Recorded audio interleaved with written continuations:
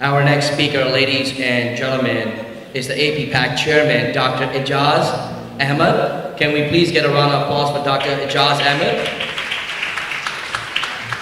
Just a brief introduction. By profession, Dr. Ijaz Ahmed is a cardiologist, but by passion, he's an entrepreneur, a great philanthropist, and a community leader. So again, doctor, please give him a round of applause.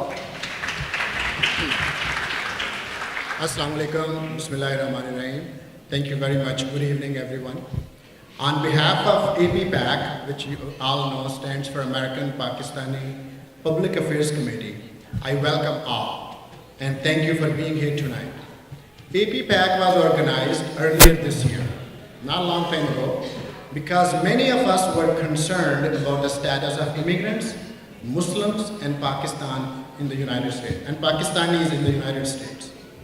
This has been an important issue for us, especially our community, since 9/11. And following last year's election, many people were concerned that things might get worse and take turn towards the worst thing. Sadly, these concerns were justified. Today, as you know, we have Muslim ban number 3, or is it number 4? And while we wait for the courts to strike it down, thousands of people's lives are on hold. Protections have been stripped from dreamers, immigrants who came here as children through no choice of their own. Refugees are no longer welcome in our country. And just last week, the president decreed that immigrants who are green card holders should no longer be allowed to serve in the US military. Instead of celebrating the foreign-born soldiers who protect us, we are now going to protect ourselves against them. This is the world we live in today, and that's why we need APPAC. APPAC was created for one purpose, to bring this entire community together so that we can speak with one voice and act with the power that comes from representing a very large, dynamic, and vibrant group of people. We are a national organization and our ranks are growing every day.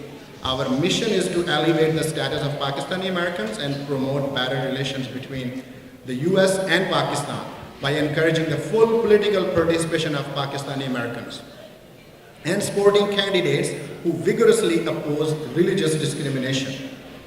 This means raising our voice as a community and supporting politicians of whatever party or persuasion they have. They are willing to speak for us, we stand with them, and we support them. It also means helping our community and especially youth acquire political, leadership, and communication skills so that we can advocate powerfully for ourselves. But to do that, all of us must get together.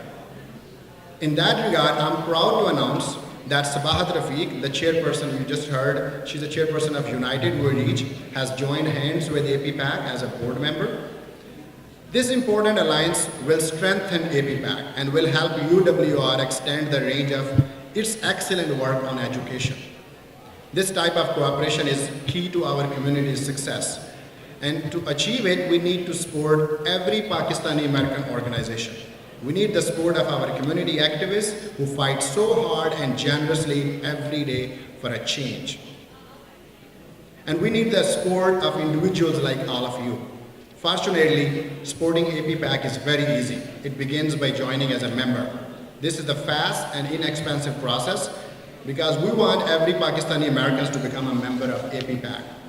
There are so many ways that you can contribute, helping with education, or events, or spreading the word. But start by joining us as a member. Alone we are nothing, but together we can't be stopped. Before we begin tonight's festivities, I want to thank some of many people who made this evening possible. We are grateful to our special guests, Ambassador Ijaz Ahmed Chaudhry, who has traveled from Washington, D.C. for this event, Consul General Raja Ali Ijaz, Congressman Andre Carson, and UWR Chairperson Sabahat Rafiq, who's here from San Francisco, and whose organization is generously co-sponsoring this event also. Our sincere thanks also go to APPAC Ladies Wing, which is ably led by Nahid Bhatti, You worked long and hard to create tonight's event, and that's a gift to all of us. Thank you very much. Finally, I would like to once again thank you, all of you, for coming tonight. Whether you are here to represent an organization or here an individual member of this community, you honor us with your presence and support. Thank you all for being part of this wonderful night. And now, it's my great pleasure to introduce our guest of honor. He is the United States Congressman from Indiana's 7th District, where he works to grow the economy, strengthen national security, and build a stronger middle class. He is a rising member of leadership who serves as a senior whip for the House Democratic Caucus, and one of only 2 Muslims serving in Congress. Andre is the champion for our community, a model for our youth, and an inspiration for all of us. We are delighted that he's here tonight. Please join me in welcoming Congressman Andre Carson.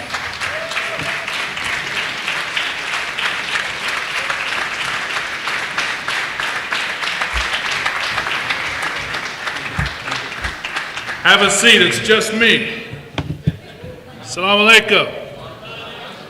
It is great to be in Yonkers this wonderful night. I appreciate all of you. Thank you, Dr. Ijaz.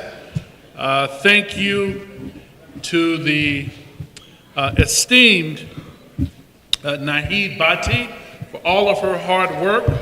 Isn't she great? She's fantastic. To APPAC board members, Asif Chaudhry, to Tariq Khan, to Saaba and Sabahat, to Ambassador, my friend, Chaudhry, who made a very powerful presentation, and I think that wherever he speaks, he's so charismatic and charming, and he uses his platform for good. So we appreciate him. We appreciate the Council General Raja. We appreciate the Media NA chairperson, Aminul Islam, and we appreciate APPAC for being all that you can be. APPAC is such a great organization. You know, now when I ran for office, even before my friends in organized labor wrote a check, even before some of the wealthier donors wrote a check, the first group of people to ever do a fundraiser for me was a group of local South Asians, Pakistani Americans, who put together an event for me. So I'm an honorary Pakistani. Now, don't ask if I'm from Islamabad. Don't ask if I'm from Lahore. Don't ask if I'm from Swat Valley. You don't need to know that. You just need to know that I'm an honorary Pakistani. I may look like George Foreman or LL Cool J, but I'm an honorary Pakistani. So, assalamu alaikum. You know, I stand here tonight before you as a proud American, a proud Hoosier, but most importantly, I stand before you as a proud Muslim. And tonight, I want to re-emphasize some of the themes that we heard earlier tonight. You know, 16 years ago, in the months after the 9/11 attacks, many Muslims went into hiding. Many felt the need to alter their names, stop talking publicly about being Muslim. They even avoided attending community events. Now, on some level, it was understandable. There had been a surge in hate crimes against Muslim Americans in the aftermath of 9/11. And today, we are once again living in a world of uncertainty and fear. President Donald Trump has issued a long-running stream of ignorant and bigoted comments against our community and other minority groups. Now, I don't care if you're Democrat or Republican or independent. That's what makes this country so great. Some of you in this room may have voted for Donald Trump. We see a sister there. And that's your prerogative. But let me remind you of what your president has done. He's called for a total and complete shutdown of Muslims entering the United States. He said that Islam is against America. He wants to build a wall. The list goes on and on. But since 2001, our community has really changed. We've grown. We're larger, more organized, more politically engaged. And I look around this room, I see doctors, I see lawyers, I see engineers, I see entrepreneurs, I see the very well-educated Muslim brothers and sisters. But with that comes a great responsibility.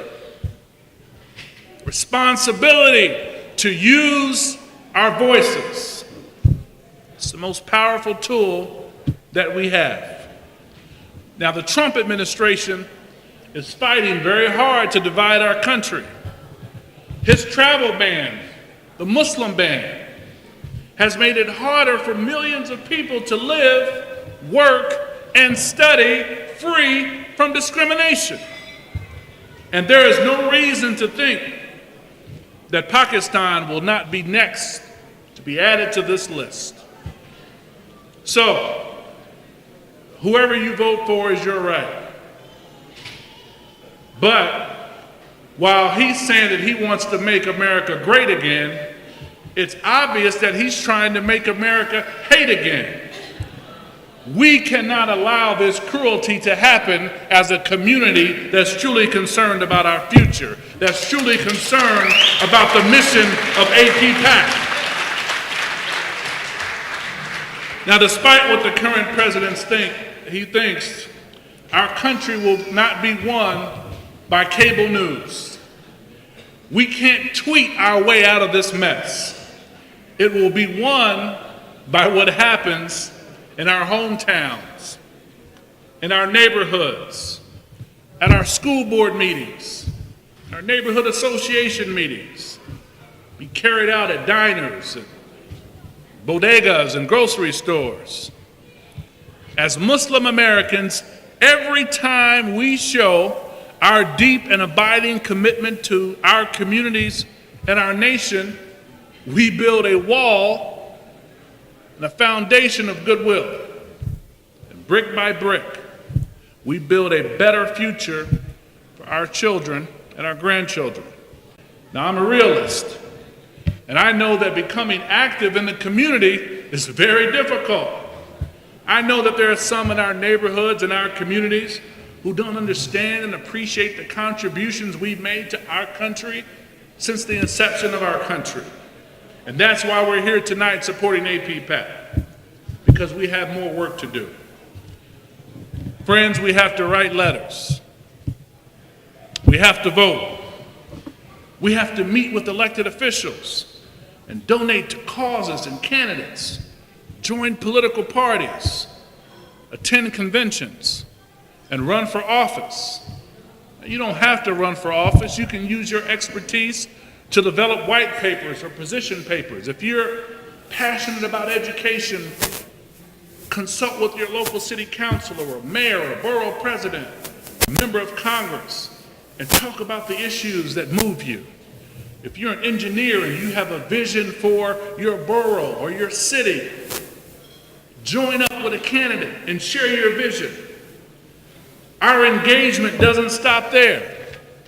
It begins when we speak out against those who are spewing hate.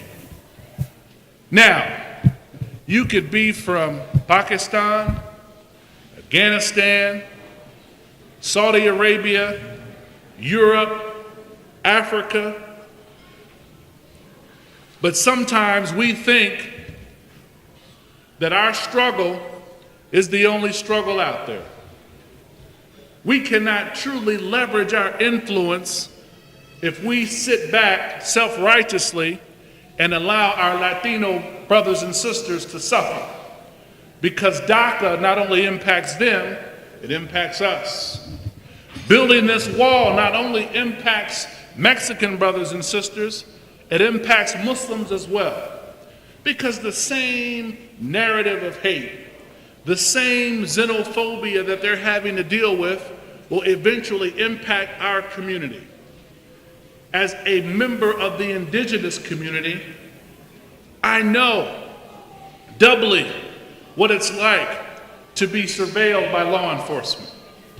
At the age of 17, I was arrested outside of a mosque as a young Muslim man.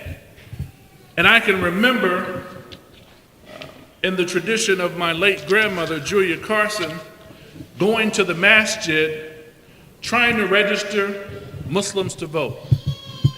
And I heard, oh, astaghfirullah, Brother Salim, brother, that's haram. We don't vote. 9/11 hit. Very few, if any, Muslims on school boards.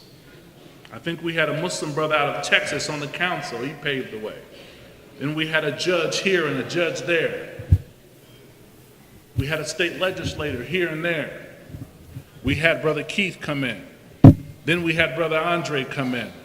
And then we had a delegate in the DMV.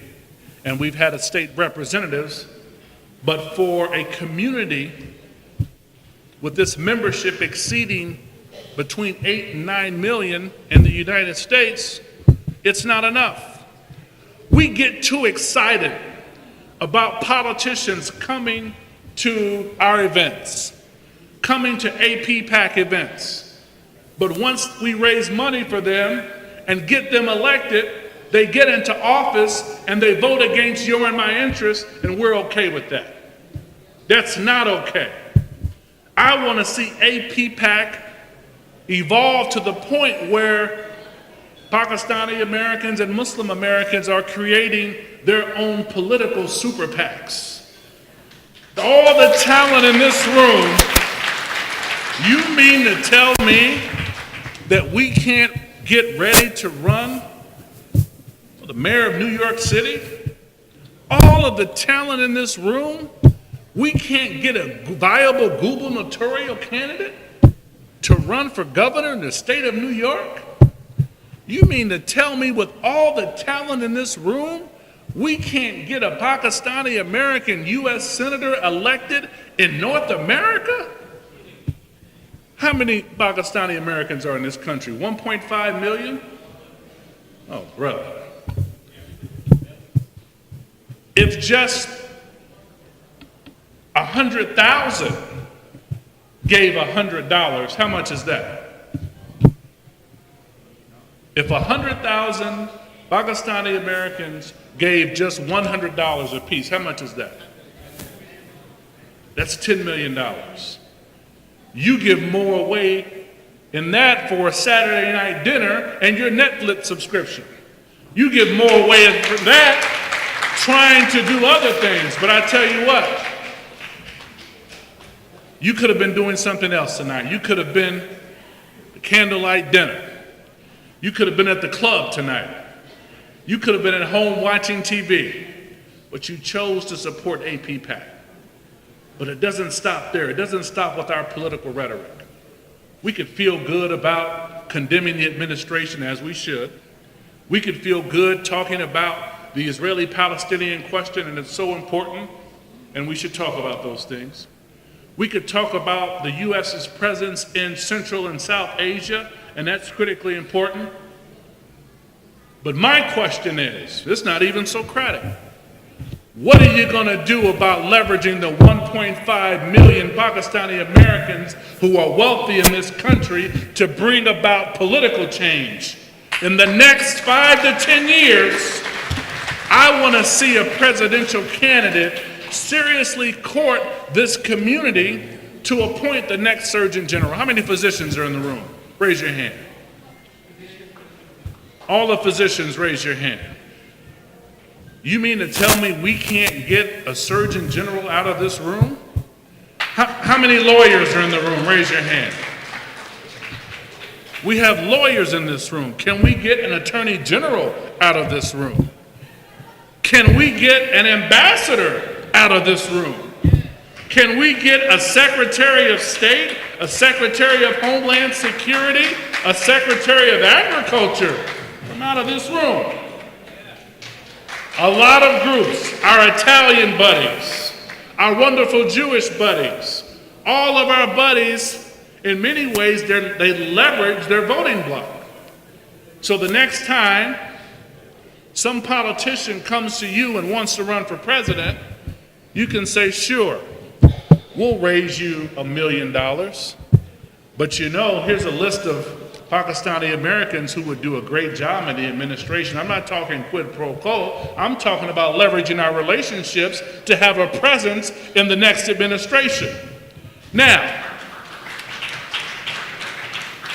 I don't want to offend my Trump supporters in here, but let me tell you this. Donald Trump is an entertaining personality. I've read most of his books. I've met him a couple of times. He's a nice fellow. But there are a lot of dictators and tyrants in history who were nice people. History has shown us this. I judge a man or a woman by their actions. And anytime someone says that they're going to stop Muslims from coming into the country, you should be suspicious. You should be unafraid. When you go to work, you shouldn't be afraid to say, yes, I am a Muslim, but I'm here to work. When you go out in the streets and you see another Muslim, say assalamu alaikum, give them the greetings, try it out. Spread that positivity. You know, when I found out, people say, well, what is it like working with some of your Republican colleagues? I'll say, you know what, I've discovered that many of them have come to me and talk about how their family physician of over 20 years happens to be Pakistani. Their dentist happens to be Pakistani. And so the rhetoric that you hear coming from a lot of politicians, on one end, it's their constitution, but many of them know better. We just have to penalize the ones who go against our interests. We not only vote against them, but we help groups like APPAC and the other organizations out there mobilize a movement to vote them out of office. And the good people who always speak out for Muslim issues, besides your brother Andre, but those local officials who do a good job and do right by our community, we continue to support them and put them into office. And if they don't work, we raise our own candidates to change the electoral process for the good of our community. Thank you, APPAC. Thank you, APPAC. Thank you all. And don't forget, you are the change that we're looking for. Jazakallah khair. Assalamu alaikum. I really want to recognize one person out of all of our executives of this organization, and that is Naheed Bhatti. Naheed Bhatti, please come around. You know, for Dr. Ijaz, please give her the recognition she deserves. Even we have given her thank you.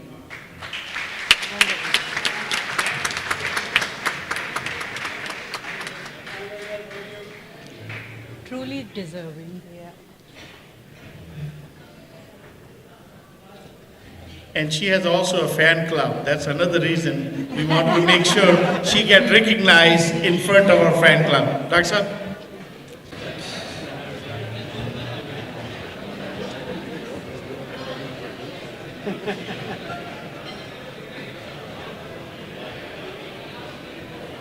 I think enough.